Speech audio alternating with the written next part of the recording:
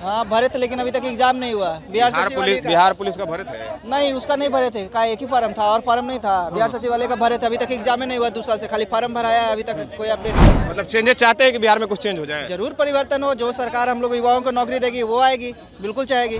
Tyre 3 का कब से रिजल्ट नहीं आया है? एक बार पेपर लीक हुआ था टायर 3 का बीपीएससी का, उसके बाद अभी तक रिजल्ट आया नहीं आया। तो कैसे बात करते हो? तो जमीनी जुबानी पे तो कोई भी बोल देगा जी।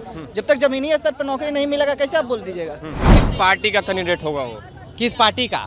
हम इस बार सर अगर नहीं हमें जचा ना तो हम नोटा पे जाने वाले हैं, क्योंकि हमें नोटा से अच्छा कुछ नहीं लगता है। क्योंकि अभी का जितना भी परिवेश में आप देख लीजिएगा, राजनीतिक पार्टियां का जो भी नया नया आते हैं ढिंढोरा पीटते हैं, हम ऐसे करेंगे वैसे करेंगे। बात तरक्की की होती है तो बात होती है कि हमारा नेता का बेटा ही आ रहा है, उसमें पता चलता है। अभी का विधानसभा चुनाव हो गया, 4 उपचुनाव हो गया, सब में देख लीजिए कि परिवारवाद माफियावाद का कितना बड़ा समावेश रहा।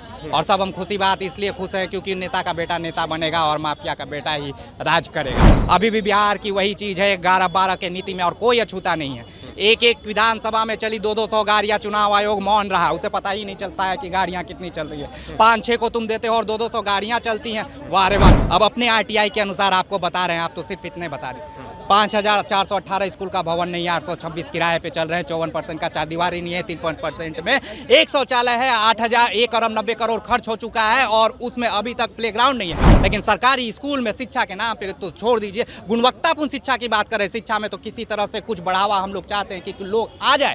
लेकिन आप जान लीजिए सरकारी स्कूल का अभी वही चीज़ बना हुआ है कि अगर हम उस सरकारी स्कूल में नाच कर देंगे तो पूरी भीड़ की भूड़ जमावड़ा हो जाएगी। 2025 विधानसभा चुनाव होने वाला है और टाइम बहुत कम रह गया, किसको लाएंगे सरकार?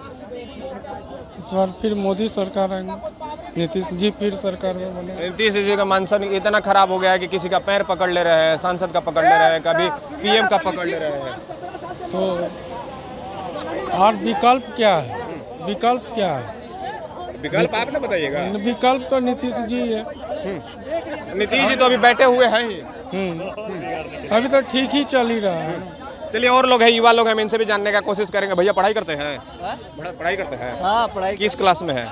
अभी जनरल कंपटीशन का तैयारी करते हैं। General competition? हाँ। क्या फॉर्म भरे थे किसी चीज का? हाँ भरे थे, लेकिन अभी तक एग्जाम नहीं हुआ। बिहार पुलिस का भरे थे? नहीं, उसका नहीं भरे थे, का एक ही फार्म था और फार्म नहीं था। बिहार सचिवालय का भरे थे, अभी तक एग्जाम नहीं हुआ। 2 साल से खाली फार्म भराया है, अभी तक कोई अपडेट नहीं है। मतलब चेंजेस चाहते हैं कि बिहार में कुछ चेंज हो जाए? जरूर परिवर्तन हो, जो सरकार हम लोग युवाओं को नौकरी देगी वो आएगी, बिल्कुल चाहेगी। कौन आपका युवाओं को नौकरी देगी? नीतीश कुमार बहुत सुस्त पड़ चुके हैं, कहीं ना कहीं लग रहा है युवाओं के लिए कोई ध्यान ही नहीं है। नहीं, अभी देखिए 6 मंथ के अंदर नीतीश कुमार ऐलान कर दिए हैं कि हम 1.5 लाख वैकेंसी लेके आएंगे, युवाओं को रोजगार मिलेगी। और इससे पहले कई सारे टीचर का वैकेंसी आया है, बिहार पुलिस का वैकेंसी आया है। बात कर लिए, टायर 3 का कब से रिजल्ट नहीं आया है?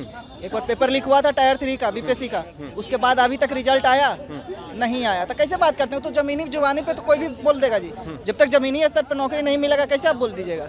जमीनी स्तर पे उतरेगा, जब वैकेंसी निकल रही है, सही में उसका एग्जाम हो रहा है, सही रूप से पेपर लीक नहीं हो रहा है, तब बोलिए इस चीज को कि हाँ किसको लेके आइएगा कि पेपर लीक नहीं कराएंगे, आपका रोजगार ज्यादा दे देंगे? किस सरकार को लेके? 3 बच्चे हैं, नीतीश कुमार, प्रशांत किशोर और तेजस्वी यादव। 3 लोग। प्रशांत किशोर नए आए हैं, इनका बहुत ज्यादा चर्चा हो रहा है। बयान तो बहुत दे रहे हैं, अब कितना जमीनी स्तर पे उतरेगा? एक सवाल तुमसे ये भी रहेगा कि जब नीतीश कुमार के साथ थे तो उस टाइम बिहार का दशा नहीं दिख रहा था, उनको देखना चाहिए था ना कि बिहार का क्या दशा है। अब उम्मीद है लोगों को कि नई परिवर्तन करेंगे, कुछ पलायन रोकेंगे। अब कह रहे हैं, अब देखिए क्या करेंगे, तो आने वाले वक्त में पता चलेगा। अब सत्ता में आएंगे तभी कुछ हो पाएगा। चलिए और लोग हम इनसे भी जानने का कोशिश करेंगे, किस सरकार को इस बार लेके आएंगे?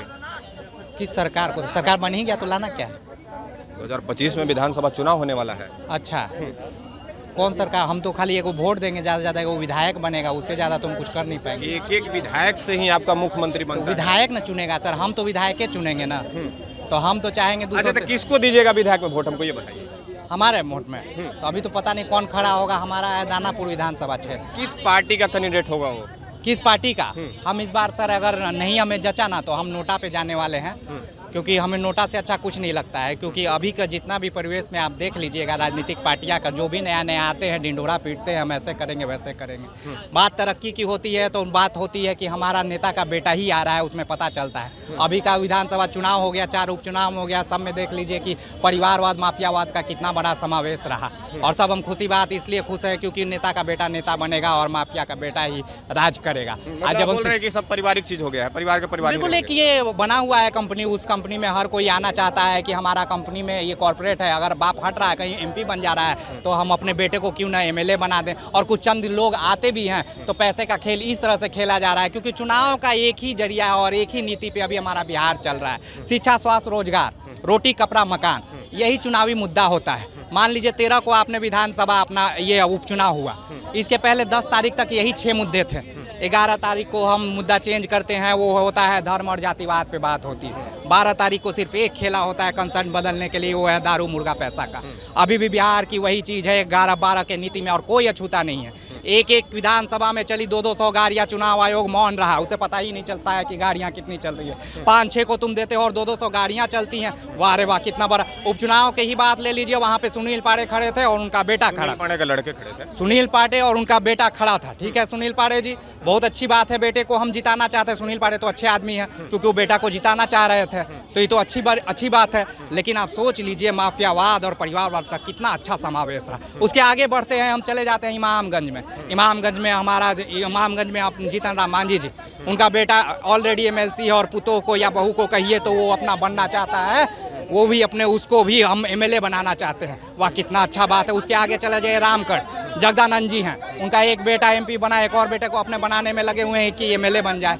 वहीं चले जाइए आपका बेलागंज, वहाँ पे तीनों विधानसभा विचित्र है, तीनों पे इतने दागदार हैं, वहीं कहीं रॉकी है तो कहीं सुरेंद्र यादव पड़े हुए हैं। सोच लीजिए कितना समावेश है और कितनी हम उछल कूद कर रहे हैं कि हम जिताएंगे किसके। अरे हमारा मताधिकार है, हम तो खाने पीने गरीब लोग हैं, उस गरीबी में भी हम चाहते हैं कि कोई ऐसे लोगों को जिताए जो कुछ अभाव में प्रभाव तो डाल दे, चेतना बदल देना। आज की शिक्षा देख लीजिए, गुणवत्तापूर्ण शिक्षा कहते हैं सरकार, आज भी बता दे 5418 स्कूल का भवन। शिक्षा के बात में तो हम आपको बता देते हैं, कई सारे स्कूल में 10 से 5 टीचर से अब काफी सारे टीचर हो गए, कहीं में 20 हो गए, कहीं में 25 हो गए, ऐसे हिसाब से रखा गया है।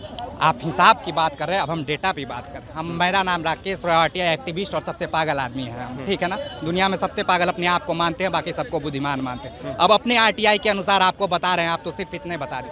5418 स्कूल का भवन नहीं है, 826 किराए पे चल रहे हैं, 54% का चारदीवारी नहीं है, 3% में एक शौचालय है, 1 अरब 90 करोड़ खर्च हो चुका है और उसमें अभी तक प्लेग्राउंड नहीं है। प्राइवेट की बात करिए तो पोशाक और इसमें ऑलरेडी दिया हुआ है कि उसका एफिलिएशन खत्म हो जाएगा, लेकिन ऑलरेडी अनुराग त्रिपाठी से बात करने पे, जो कि इसका सचिव है सीबीएसई के, कहते हैं उस पर कोई निर्णय नहीं ले पाते हैं। आंकड़ा तो बना हुआ है लेकिन इन आंकड़ाओं पे भी काम नहीं कर पाती है। और आप तो ये बात कर रहे हैं, हर आंकड़ा शिक्षा में हमारी बात होती है, कई पर चर्चा हुई, कई हमारे डीएम साहब से 7 मीटिंग हुई, आपके जो मंत्री साहब 3 मीटिंग हो चुकी है, लेकिन बड़े बदलाव के नाम पे सिर्फ यही होती है। जब दबाव पड़ते हैं तो शिक्षा के, कभी शिक्षक के रूप में काम करते हैं, कभी उनके वेतन की बढ़ावा और लेकिन सरकारी स्कूल में शिक्षा के नाम पे तो छोड़ दीजिए, गुणवत्तापूर्ण शिक्षा की बात करें, शिक्षा में तो किसी तरह से कुछ बढ़ावा हम लोग चाहते हैं कि लोग आ जाए।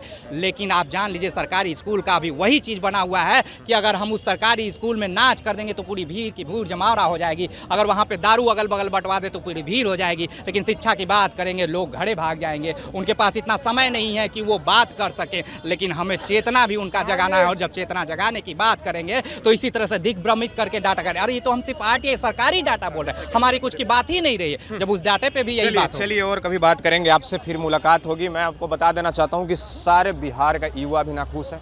कई सारे लोगों को कहना है कि 2025 विधानसभा चुनाव अगर होता है तो कोई बढ़िया अगर सरकार बनती है तो यहाँ पे रोजगार मिले, यहीं पे कंपनी खुले और हम यहीं पे जॉब करें, अदर्स स्टेट में हम जाके जॉब नहीं करें। सारी चीज़ों को लेकर आप कुछ क्या कहते हैं कमेंट बॉक्स में जरूर बताओ। देखते रहे सच तक न्यूज़।